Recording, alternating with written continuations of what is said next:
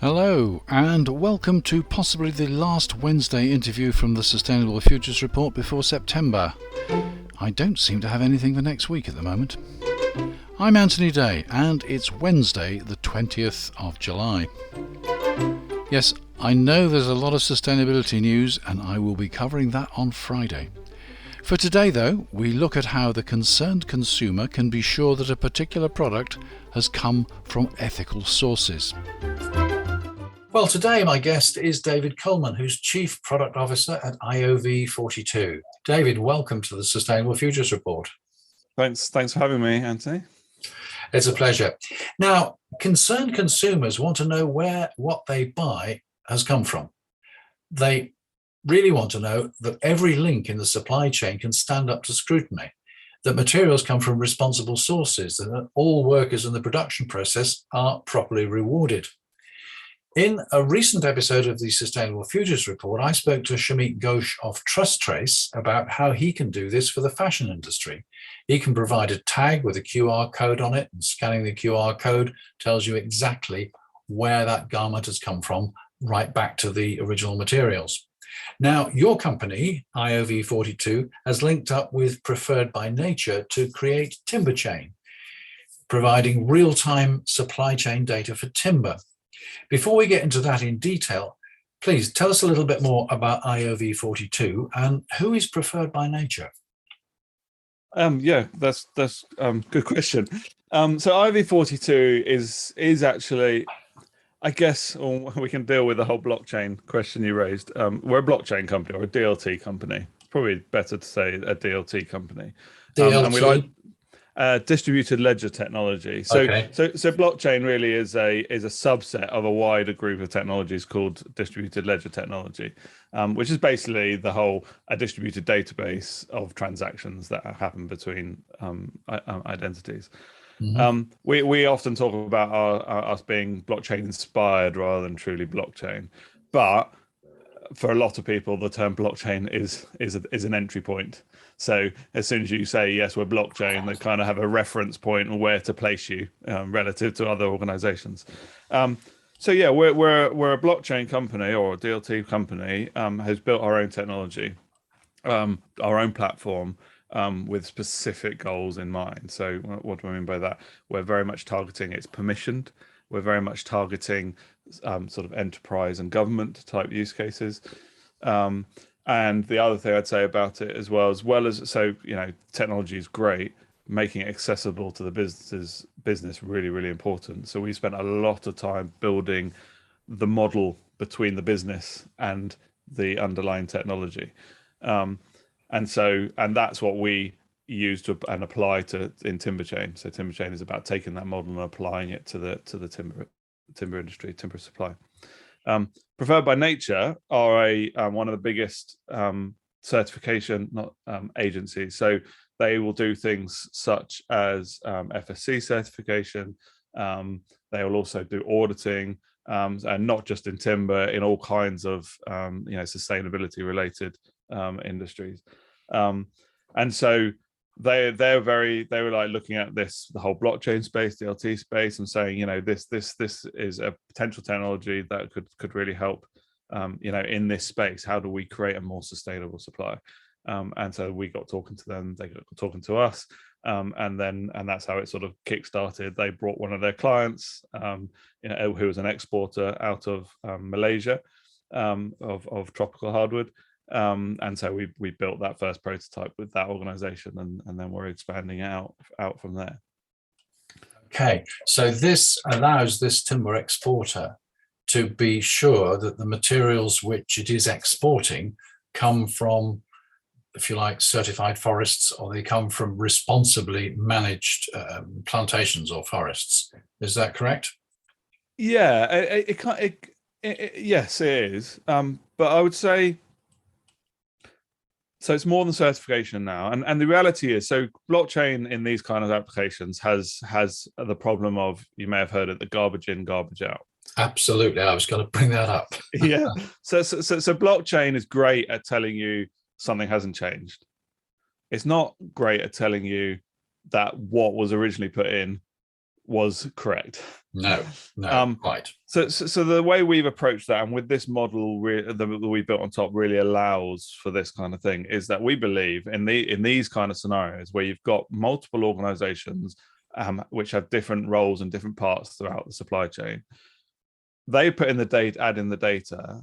It's about knowing the integrity of the data and the authenticity of that data and the origin of that data. Who provided the data? Can we hold them to account for providing the data, i.e. we know who it was who added it? And then obviously, can we be sure that the data is still, what they said it was at the time they added that data? So with our model, it's all about, it's about increasing that accountability. It's about also making it easier. The way I think of it is we're trying to make things easier for the good actors and harder for the bad actors. That's really our goal. Because there are people and organizations, and we're fortunate to be encountering them, who really want to do the right thing. They believe that they can be sustainable. They believe that we can source timber in a sustainable way. I've seen so much frustration with the bad actors, and they want to do as much as they can to make it hard for the bad actors, and it's really, really nice to be able to help them and facilitate that objective. So your timber exporter can now assure his customers that it's an ethical product which he's providing to them.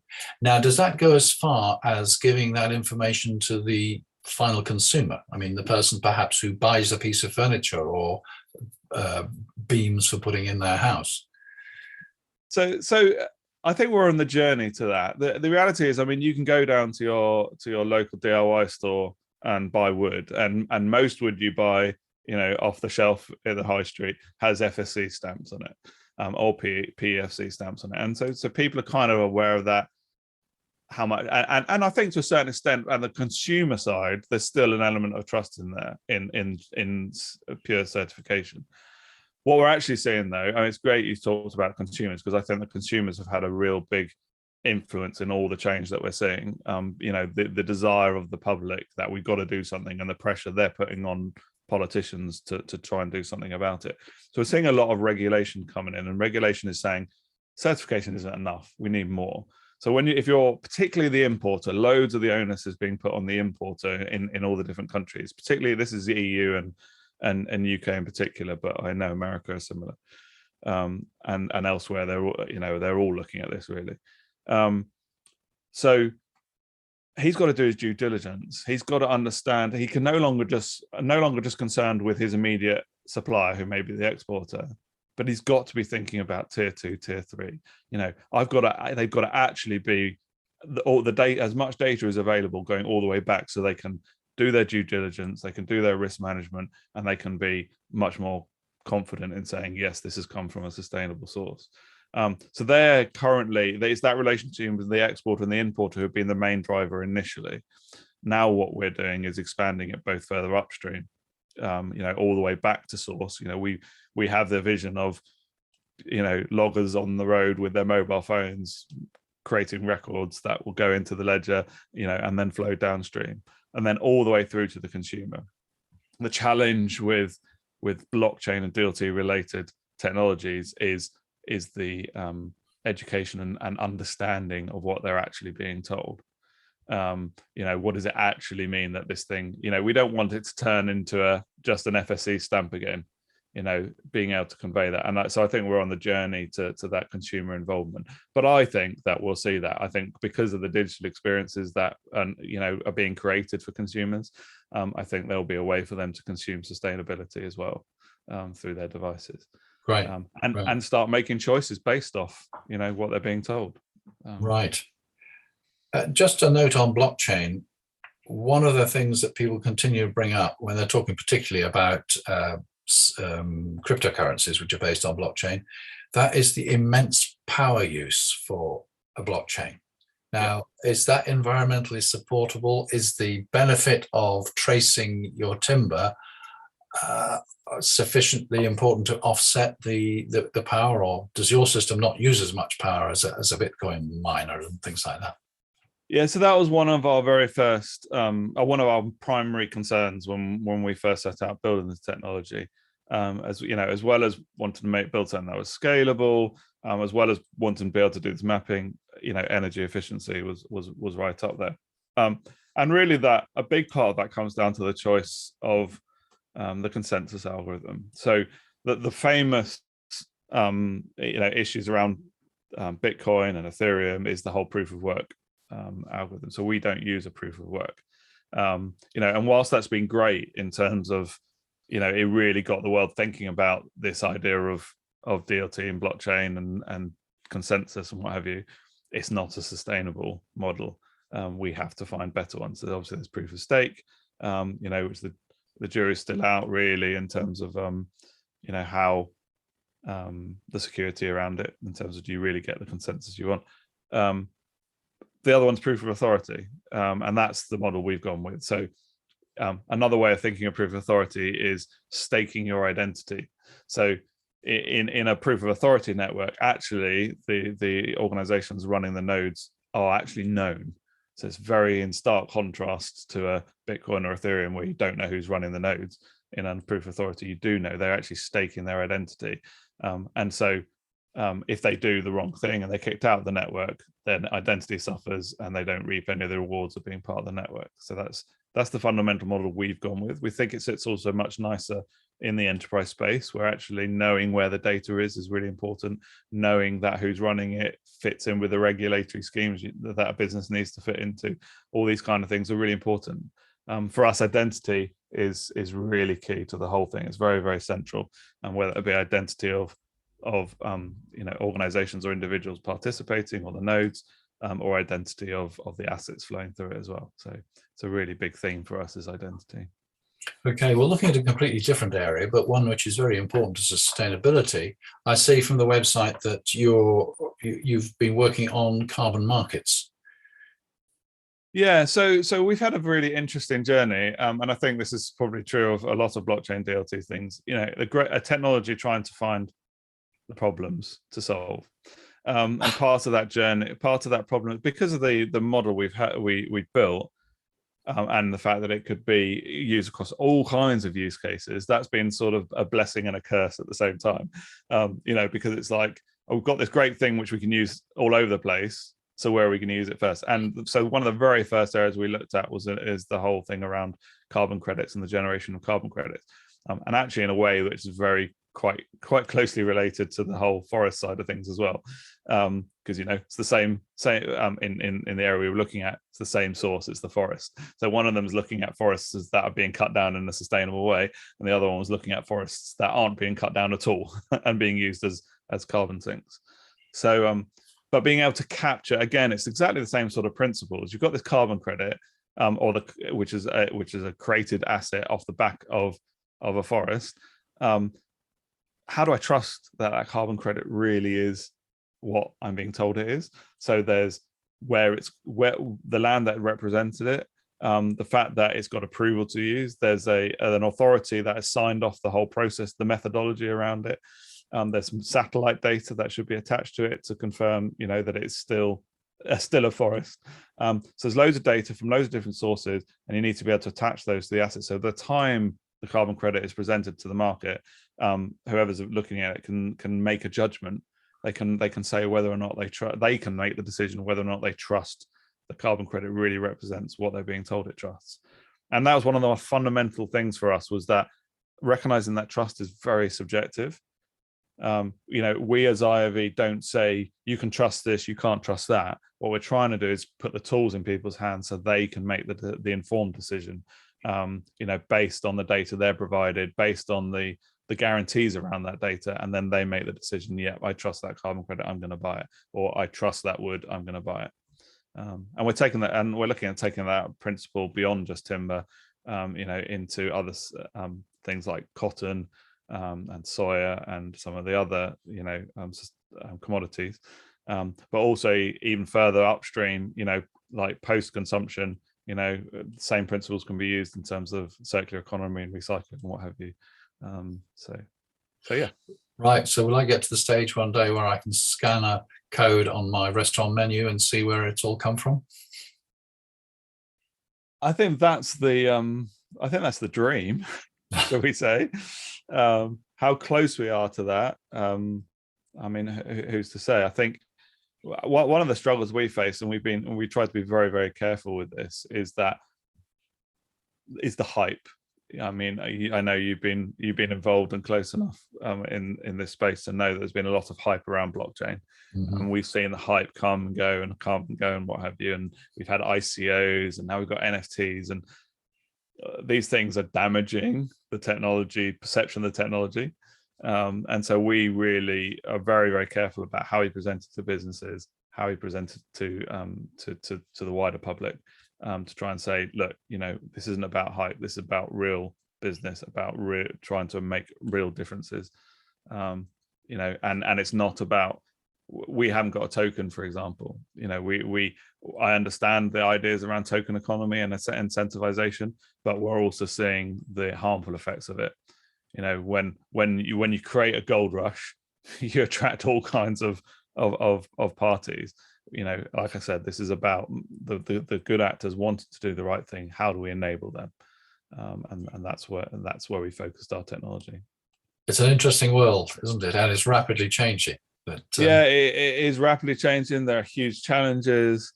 And if what we're doing with the technology and others like us, we can make those small differences, and it all adds up to what we're all trying to achieve. So it's exciting. It's exciting time at the same time. With big challenges, there are opportunities to make a difference. That's what we're trying to do. Yes, I think this is one of these topics that I'd like to revisit in a year's time. So maybe we'll talk again in 12 months, because I think an awful lot could develop even in as short a time as that. Yeah, definitely. I mean, I've definitely seen this from. It's funny. I talk about the hype cycle. I've also seen, talking to people in industry at the peak where they're like, "Oh man," like say in banking, this can transform the way we do banking, and then literally a year later, I could almost describe these people as depressed about the technology. Yeah. So what I think is really happening is that there's been a great learning time through the hype of understanding what the technology can do, but also what it can't do. We saw far too much people trying to use blockchain for something that wasn't a blockchain problem. But now people have gone on that journey, and they're really starting to understand, well, actually, it can help me with that. So let's actually use it for what it's good for, rather than using it for what it's not good for. And I think that's going to really help it mature as a technology, where it really gets applied in the right places. And we want to be one of those organizations that is helping people apply it in the right way. So where I always describe us as one of the most cynical blockchain companies, if that makes sense. We really want people to use it in the right way, in the right place, and realize the value from it, as opposed to discovering later that the value isn't really there. So, well, that's a very important point to end on, I think. Thank you very much, David. Thank you for sharing your ideas with the Sustainable Futures Report. Thanks very much. Thanks for having me, Anthony. Thanks to David Coleman from IOV42. As we sit here sweltering in record temperatures, well, actually it's Monday at the moment, it'll be interesting to see whether predictions come true. I shall be looking at them on Friday. There are dire predictions that there will be serious illnesses and fatalities as a result of this week's heatwave. We should know the truth by Friday. I will say that I've been walking around today, and I'm surprised at the number of ladies with bare arms and bare shoulders. I think there's going to be some quite sore people very soon. We've been warned that unless we stop greenhouse gas emissions, we can look forward to extreme heat like this every year from now on. My response to that is that even if we do stop greenhouse gas emissions, the risk will remain. We have increased the concentration of greenhouse gases in the atmosphere to a level which causes this sort of extreme weather. We can only avoid it by reducing the amount of greenhouse gas in the atmosphere, and that is possibly the greatest challenge facing humanity for all sorts of reasons. I'll be exploring all this on Friday. I'm always open to your ideas, so if you care to share your thoughts with me before Thursday, I can share them with the rest of the listeners. I've been looking at the possibility of vlogging, but I'm not convinced. A vlog, a video blog, might be a better product in some ways, but I'm assured that I have a great face for audio. Also, where do you listen to the Sustainable Futures Report? If you're driving, jogging, working out in the gym, or cooking, painting, or making a sculpture, you can't really watch a video at the same time. Maybe I'll do just one and see how it goes. I'll research it over August. I'll also research pop filters. For the moment, that's it. Thanks once again to David Coleman, and I'll be back on Friday. I'm Anthony Day. That was the Sustainable Futures Report. Until next time.